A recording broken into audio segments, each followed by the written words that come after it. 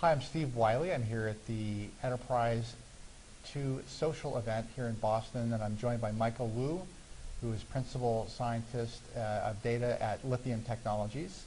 Michael, you just wrapped up your keynote address here at the E2 conference. First of all, great job on the talk that you gave. Thank you. You did sort of an interesting keynote here in that you actually conducted a live experiment with the audience in real time during the event, which was pretty cool. I wonder if you could just describe briefly what was the main point of the exercise and what did you take away from it? I think the main point is to educate the audience that there is this really powerful analysis called social network analysis out there.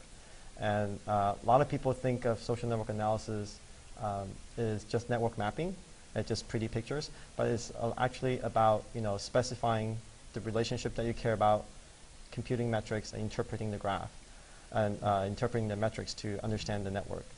So I think the big takeaway I wanted to the audience to take away is that I want them to know that actually there's one social network in your life, there's one social network in everybody's life, but you can actually construct many, many social graphs out of it.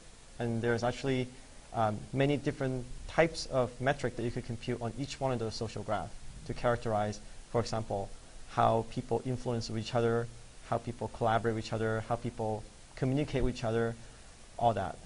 And that's obviously something that's very important for organizations to understand as well, and how to really leverage that.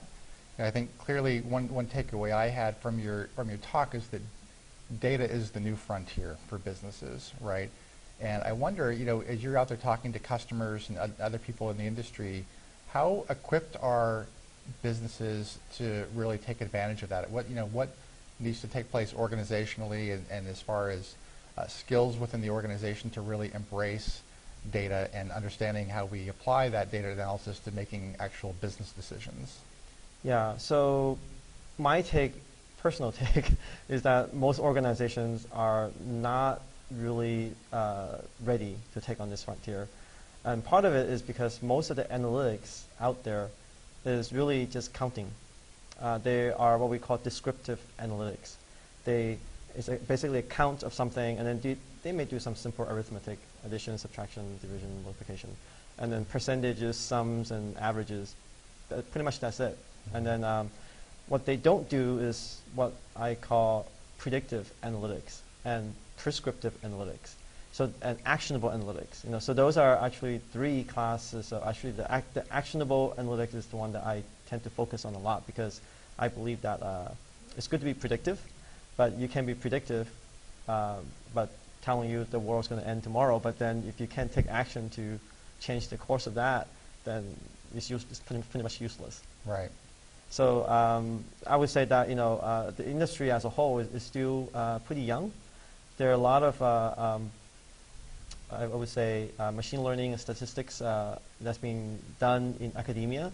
I think that will slowly translate to workforces that will enter the industry, but I think that will take time. We're hearing a lot about big data, right, as a technology, and I wonder if you could describe how does the world that you're describing of social analytics, where does that play with things like big data? So big data is really the foundation of all this, because we need to have the big data technology to track all the activity and all the action that a user perform on whichever social channel they choose to, right? And after we have that track and store somewhere, we need to be able to search and filter it to isolate the pieces that we need, and then we could do social analytics to get at the question that we want to answer. For example, who interacted with who collaborated with who influenced who, and you could do even more sophisticated things such as sentiment, right? And who likes you, who doesn't like you, and all that stuff. So that is all built upon the foundation of having the big data infrastructure in place. It's enabling these large volumes of data that we can extract from and analyze and make some better so decisions. Basically the big data is basically the foundation that store and query the data that you need, and then analytics is the pieces that actually apply analysis on the data to extract information and insights. Okay, that's great. And I wonder, if you could describe, we're here at the E2 social event, the largest gathering for the enterprise social software market around the world. What would you say is the biggest kind of challenge that they're likely to come up against, and what would be your advice for them? I think the challenge is more comes down to, do you actually learn, will people actually learn to trust the data? Sometimes people will do some analysis, and it happens sometimes in my work. I will do analysis, and then some people say, I don't quite believe that, but I say, hey, that's what the data shows you. Right. So, I could go back and run an analysis a different way, and then, of course, there's some iteration. But if the data is really strong and prove statistically significant one way, will organization be ready to believe that and actually alter their course of action based on data alone, rather than just their gut feeling? So we need to celebrate our data scientists and really kind of take what they're identifying and put it to practice in business. Exactly. Yeah. Well, that's a great place for us to wrap things up. David or Michael, again, thanks for the great talk today at the conference, and have a great week here. Yeah. Thank you, Steve. My pleasure.